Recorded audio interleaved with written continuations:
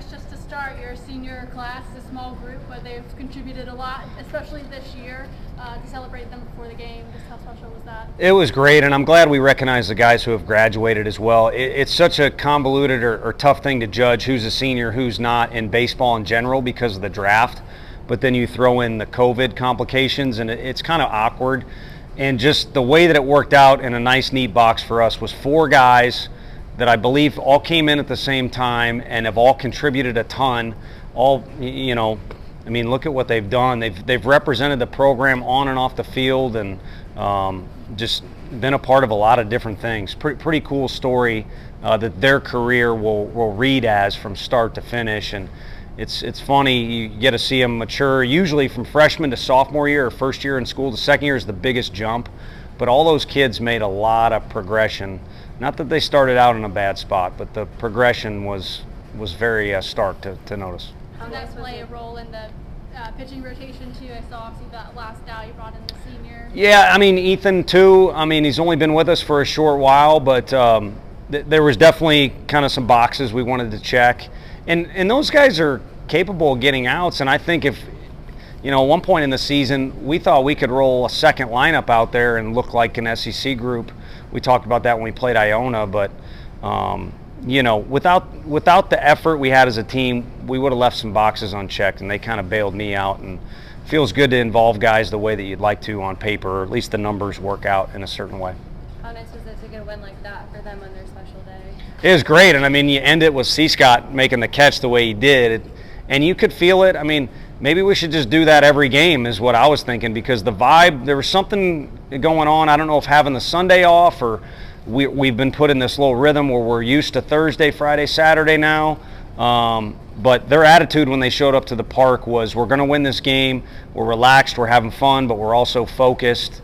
And that's important, because you're kind of searching for your best combination of being relaxed and focused. And you're never going to find the perfect one. But as the year goes on, it should get better and better, and I think they kind of unlocked something today.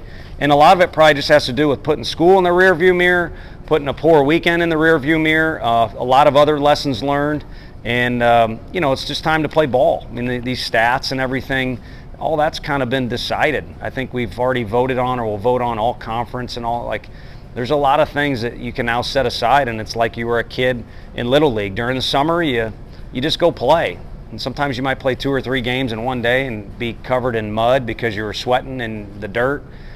So here we are in that time. It's a fun time. You like where your team's at going into the final weekend of the regular season? Yeah, I think what you got was out of today, those guys are going to be a little more fresh. That's just a fact. I mean, that only played 4 or 5 innings.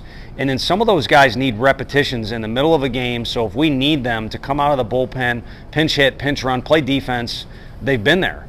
And we were able to combine both of those things into one game, which is even more important on the rest side because of the, Thursday start to the series for every team now in the SEC. So, but I thought you were just going to say, do you like where the team's at now? I mean, Mabry back to looking like himself. Simo went through like a very brief period where he was slamming his bat for the first time ever. I was kind of joking him, you short on confidence, which is, he ain't ever going to be short on confidence, but a few guys have kind of gone through some stuff, and I think have come out on the other side stronger, and I definitely feel good about that. Tony, that catch that Christian there made to end the game, y'all are up 18-0, it's a midweek game, and he's out there making a play like that. I mean, is that sort of what this team's about in some ways? I think a lot of it is what he's about, but again, I don't think he was like that his first year, and I'm not here to tell you that we took this young piece of clay that was no good and turned it into something great, but the kid has always just been hooked up as a teammate. His role's been very kind of bouncing, here and there his whole time here, and he's turned himself into a really mature dude, very physical, just a well-rounded baseball player.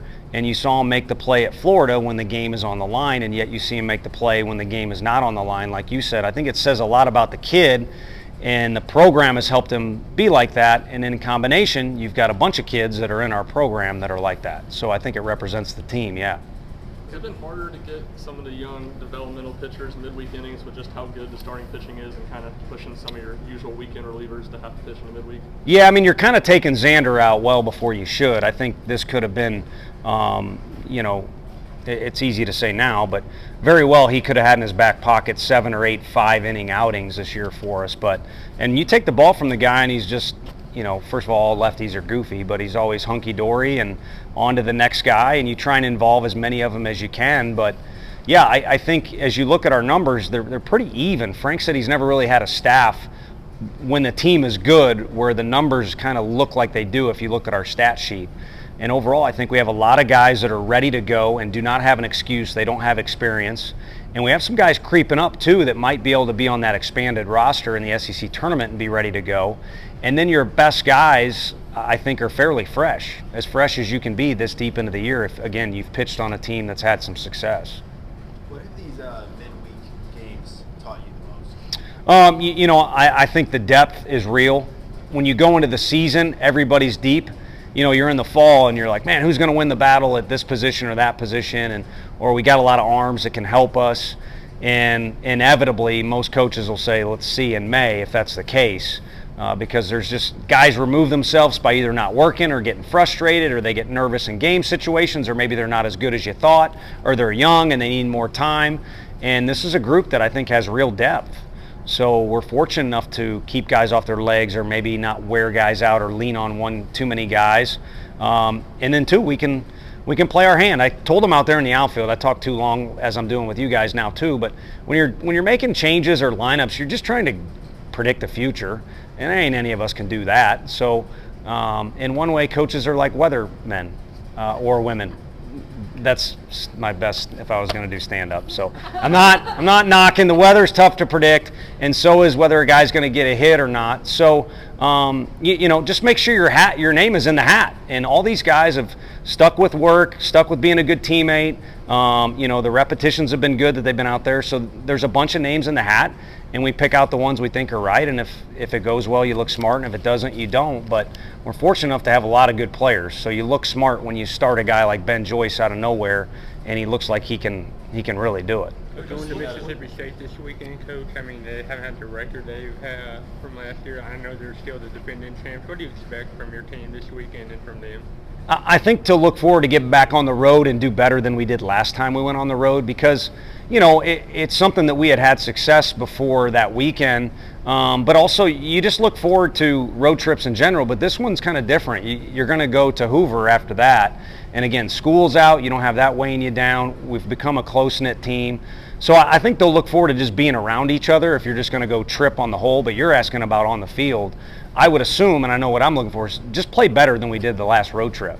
And so there's your challenge. On top of, you got to play in Starkville, you got to play in front of a bunch of people in a huge stadium, and that roster is plenty good. It's just our league, sometimes things get going one way or the other on you, and the roster we'll see this weekend will be plenty good.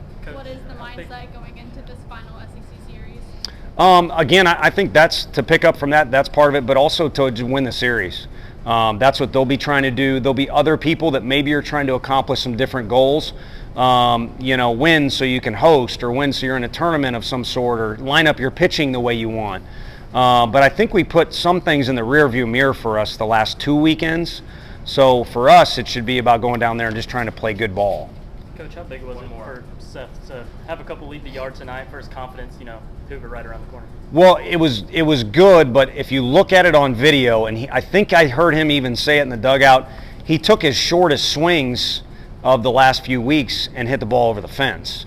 And guys were joking on the Basilio show today about him hitting the ball on the ground more now, taking walks, not over swinging for a guy that's a leadoff type hitter. And he can still hit the ball out of the park, but he doesn't have to try to do it. So that was my favorite part of the whole deal. So he obviously had a great night defensively and offensively, but those swings were really short, and the ball came off hot and it went far. Did you have one? I was asking about the pitching for this weekend. Have you had time to? Yeah, I think we're out of time. Honestly, the one thing we said for sure is Dolander will start, and then we'd regroup after tonight. A lot of guys were throwing in the bullpen, and you probably saw a lot of activity if you were watching. We had a lot of guys set up to either come in the game, or if not, at least that was their work. So now that the game went the way that it did, we're going to circle up and decide who's traveling and who's starting where. So.